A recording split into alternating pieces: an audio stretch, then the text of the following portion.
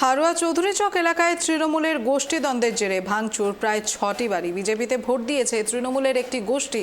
সেই সন্দেহের জেরেই তৃণমূলের দুই গোষ্ঠীর সংঘর্ষে উত্তপ্ত হয়ে ওঠে এলাকা। আতঙ্কিত এলাকার বাসিন্দারা। এক রিপোর্ট। তৃণমূলে থেকে বিজেপিতে ভোট, সন্দেহের জেরেই তৃণমূলের দুই গোষ্ঠী সংঘর্ষে উত্তপ্ত গোটা এলাকা। ঘটনাস্থল হারোয়া চৌধুরীচক। আদি তৃণমূলের কর্মীদের বাড়ি ভাঙচুর এবং লুটপাট চালানোর অভিযোগ উঠল 90 তৃণমূল কর্মীদের বিরুদ্ধে। ঘটনায় আতঙ্কিত এলাকার বাসিন্দারা।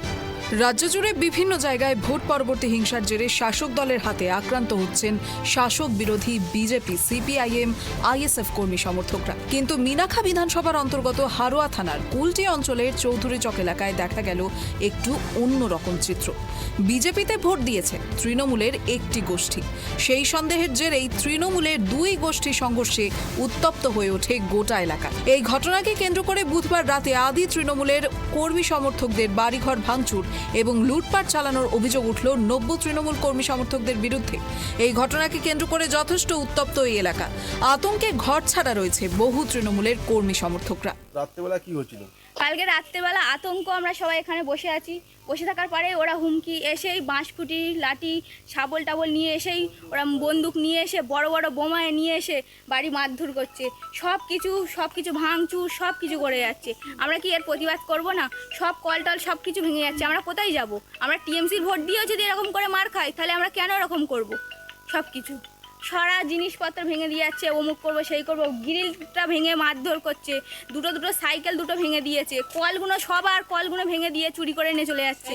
মোটরগুলো নিয়েও চলে যাচ্ছে। কেন, ওরা কি ভিখারি? খাওয়া দাওয়া হয় না ওদের? এইসব নিয়ে ওরা ফুর্তি করবে? আর এই ঘটনার অভিযোগ সম্পূর্ণ অস্বীকার করা হয় তৃণমূলের পক্ষ থেকে। মিনাখা অঞ্চলে তৃণমূলের কোনো গোষ্ঠীদ্বন্দ্ব নেই বলেই জানান তৃণমূল নেতা মিলন সর্দার, এবং এই ভাঙচুরের ঘটনাকে পারিবারিক দ্বন্দ্বের কারণেই ঘটেছে বলে জানান তিনি। চৌধুরীচক এলাকায় যে ঘটনাটার কথা বলা হচ্ছে, এটা খুবই অনভিপ্রেত ঘটনা। কারণ তৃণমূলের কোনো গোষ্ঠীকন্দল মিনাখাতে নেই, বা তৃণমূল কংগ্রেস কোনো হিংসা, মারামারি, হানাহানি রাজনীতিতে বিশ্বাসী নয়। যে চৌধুরীচক এলাকায় ভাঙচুরের ঘটনার কথা আপনারা বলছেন, এটা সম্পূর্ণ মিথ্যা বা ভিত্তিহীন অভিযোগ। কারণ আমরা খোঁজ নিয়ে জেনেছি এটা ওদের পারিবারিক কোনো গণ্ডগোল, পারিবারিক পুরনো রাগের জেরে একটা হিংসা বা অশান্তি হয়েছে, যেটাকে রাজনৈতিক রং দেওয়ার চেষ্টা চলছে। এটা সম্পূর্ণ মিথ্যা অভিযোগ। পারিবারিক গণ্ডগোলকে দয়া করে কেউ রাজনৈতিক জায়গায় আনবেন না।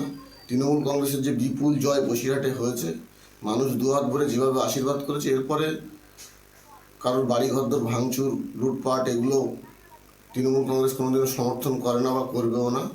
সেরকম কোনো ঘটনা ঘটেনি। সামান্য মতপার্থক্য থাকতে পারে, কিন্তু ভারতীয় জনতা পার্টি এই নির্বাচনে বসিরহাট লোকসভায় সম্পূর্ণভাবে বিপর্যস্ত হওয়ার পরে অতি সামান্য ঘটনাকে বড় করে দেখানোর চেষ্টা করছে। আসলে এই লোকসভা নির্বাচনের পরে হারোয়া এবং মিনাখা বিধানসভায় বিজেপিকে খুঁজেই পাওয়া যাচ্ছে না। আর আদি নব্য যেসব কথাবার্তা বলছেন সম্পূর্ণ ফালতু কথা, ভেগ কথা। এগুলো বিজেপির পরিকল্পিত প্রচার এবং ষড়যন্ত্র বলে আমি মনে করছি। জিতেও শান্ত নয় তৃণমূল। সামনেই হারোয়া বিধানসভা উপনির্বাচন, আর তাতে কে টিকিট পাবে সেই নিয়ে দ্বন্দ্ব তৃণমূলের, এমনটাই দাবি করা হয়েছে বিজেপির পক্ষ থেকে। দেখুন, জিতেও শান্তি নেই তৃণমূলের। ভাগ বাটোয়ারা নিয়ে নিজেদের মধ্যে গৃহযুদ্ধ করছে। সামনেই হারোয়া বিধানসভা উপনির্বাচন, কোন লবির লোক টিকিট পাবে এই নিয়ে ইতিমধ্যেই তারা নিজেদের মধ্যে এই লড়াই শুরু করে দিয়েছে।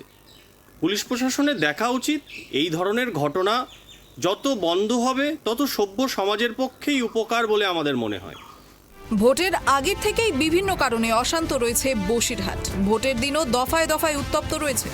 ভোট মিটে গেলেও এখনও বাড়ি ভাঙচুরের মতো বিভিন্ন ঘটনা প্রকাশ্যে আসছে, যা যথেষ্টই নিন্দার বিষয়। কবে এই অশান্তি মেটে সেটাই এখন দেখার।